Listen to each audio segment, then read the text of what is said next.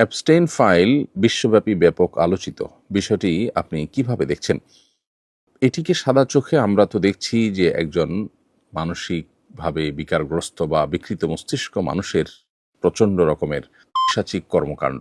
But এটাকে এর বাইরে আরও বিভিন্ন অ্যাঙ্গেল থেকে দেখবার সুযোগ আছে।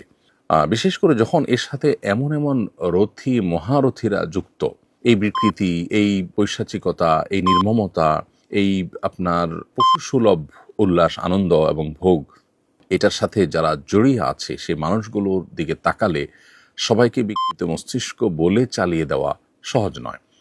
দ্বিতীয়ত, এই ব্যক্তি অ্যাবস্টেইনের বিভিন্ন বক্তব্য, তার বিভিন্ন সময় সাক্ষাৎকার এবং তার উপর অল ওভার যে ফলো আপ, সেটির সামারিতে এসে নিশ্চিন্তে বলা যায় বা নির্দ্বিধায় বলা যায় যে এটা মূলত শয়তান পুজো যারা করে তাদের রিচুয়ালের অংশ।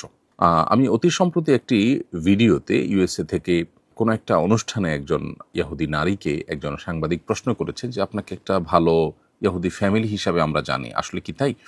তখন সে ভদ্রমহিলা তার ফ্যামিলির বিভিন্ন হিস্ট্রি বলছিলেন এবং বলছিলেন যে নিরুপায় হয়ে আমাদেরকে যেতে হতো, আমাদেরকে নিয়ে যাওয়া হতো এবং আমাদের ফ্যামিলিতে বাচ্চাদেরকে বলি দেওয়া হতো। এই যে অ্যাবস্টেইনের এখানে বাচ্চাদের প্রতি যে নির্মমতা, তাদেরকে নিয়ে আপনার বিভিন্নভাবে অপহরণ করে এনে তার দ্বীপে, তার বিভিন্ন হোটেলে সেগুলোকে আপনার মানে জাস্ট অন্য 10টা পশু জবে করে আমরা যেভাবে খাই সেভাবেও না, বরং অত্যন্ত নির্মমভাবে এই শিশুগুলোকে শেষ করা এবং নানাভাবে আপনার তাদেরকে উপভোগের বস্তুতে পরিণত করা, শিশু, নারী, এরকম আরও বিভিন্ন যে মানুষগুলোর প্রতি যে নির্মমতাগুলো করা হতো, এই পুরো প্রক্রিয়াটা সম্পর্কে সে ভদ্রমহিলার বক্তব্য অনুযায়ী বোঝা যায় যে এটি মূলত শয়তান পুজোর অংশ।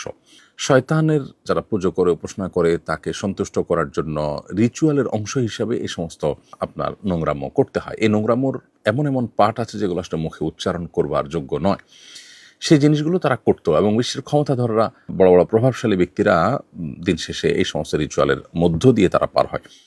এখানে এই যে ইহুদি ফ্যামিলির যে মহিলার সাক্ষাৎকার এবং আপনার অ্যাবস্টেইনের যে বিভিন্ন সময় সাক্ষাৎকার বা তার যে লাইফস্টাইল বা তার যে পুরো কার্যক্রম, এটা ফলো আপ করলে বোঝা যায় যে শিশুদেরকে বলি দেওয়া কত নির্মমভাবে কে বলে দিতে পারছে এবং নারীদের প্রতি কত নির্মম কে হতে পারছে অপহরণ করে, এবং আপনার ঐতিহাসিকতা কতটা করতে পারছে, এর উপরে শয়তানের সন্তুষ্টি অনেকটা নির্ভর করে।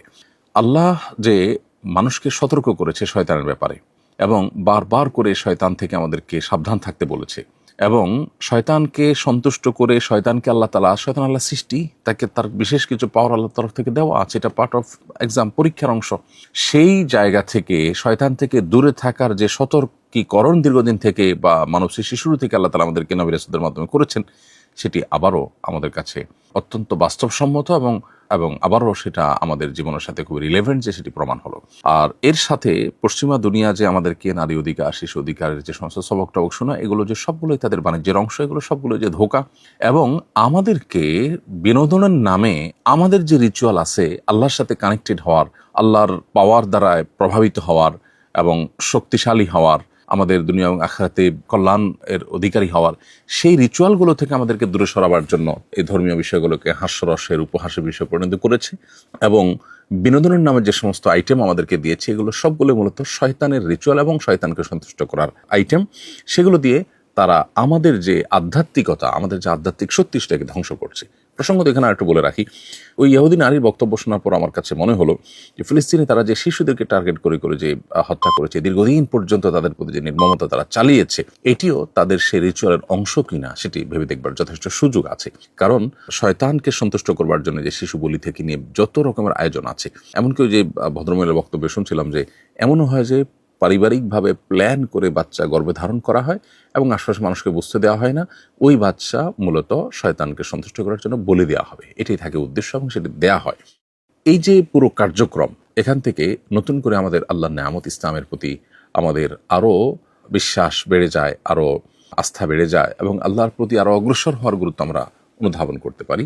আমাদের কাছে চকচকে তকতকে যে আপনার কালচার উপস্থাপন করা হয়ে থাকে, এগুলোর পেছনে যে কমার্শিয়াল ধান্দা আছে, এগুলোর পেছনে যে তাদের শয়তানি ধান্দা আছে, এগুলোর পেছনে যে আমাদেরকে থামিয়ে দেওয়ার প্রচেষ্টা আছে, সেটি বোঝার জন্য আসলে পণ্ডিত হওয়ার দরকার নেই। অতএব অ্যাবস্টেইনের এই ফাইলটা শুধুমাত্র এই ফাইল যেটি উন্মুক্ত হয়েছে, এর মাধ্যমে যে সমস্ত ঘটনাবলী আমাদের সামনে উঠে আসছে, এগুলো বা তার যে নির্মমতাগুলো ছিল এবং তার সাথে যারা বড় বড় রথী মহারথীরা আছে, এদের যে কানেকশন পাওয়া যায়, এগুলো শুধুই মানবিক বিকৃতি, মানসিক বিকৃতির বিষয় নয়, বরং এর সাথে শয়তান তুষ্টির বিষয় জড়িয়ে আছে।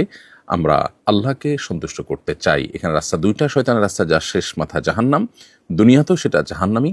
যারা শয়তানকে পুজো করে, তারা শক্তি সঞ্চয় করতে চায় বা শয়তানের পাওয়ার নিতে চায়, এই পাওয়ার দিয়ে তারা হয়তো দুনিয়াতে সাময়িক রাজত্ব করে, কিন্তু তারাও মানসিকভাবে কেউ আসলে সুখ পায় না। অতএব এই এপস্টাইনের ফাইল, এটা নিয়ে অনেক কথা বলার আছে, এটা নিয়ে অনেক কথা ভাববার আছে। কোরআনে কারীম যে বাল মূর্তিকে পুজো করতে নিষেধ করেছে, সে বালের বিশেষ অনুগত ছিল এবং তার জীবনের অনেক কিছুতে সেটার প্রভাব পাওয়া যাচ্ছে। এখনকার যে সমস্ত তথ্যপাত্র আসছে তাদের মাধ্যমে, গণমাধ্যমের মাধ্যমে, সেগুলো থেকে বোঝা যাচ্ছে। তো এই যে বাল এর যারা পূজা করত, যেটাকে আপনার ওই যে লিঙ্গ পূজার টাইপের যৌন বিকৃতি বা বিকৃতি যৌনতা, এর সাথে যাদের সম্পর্ক আছে, এরা মূলত ওই বাল মূর্তির পূজার ওইটাকে চর্চা করছে। এপস্টাইনের মধ্যে সেই জিনিসটাও পাওয়া যাচ্ছে। এখানে প্রসঙ্গত আরেকটু বলে রাখি যে ট্রান্সজেন্ডার সহ যে সমস্ত আপনার বিকৃতির কালচার আমাদের সমাজে আমরা দেখতে পাই, এখন গোটা পৃথিবীতে অ্যাগ্রেসিভলি যেটা পুশ করার চেষ্টা করা হচ্ছে, এর সাথে আসলে শয়তানকে তুষ্ট করার বা শয়তানের উপাসনা করার বা রিচুয়ালের একটা সম্পর্ক বা যোগসূত্র কিন্তু আছে। অতএব পুরো বিষয়টা আসলে অনেক বড় খেলার ব্যাপার। আগামীর পৃথিবী এটি যতটা না অস্ত্রের যুদ্ধের পৃথিবী, তার চাইতে বেশি হবে আপনার স্পিরিচুয়াল যুদ্ধের পৃথিবী।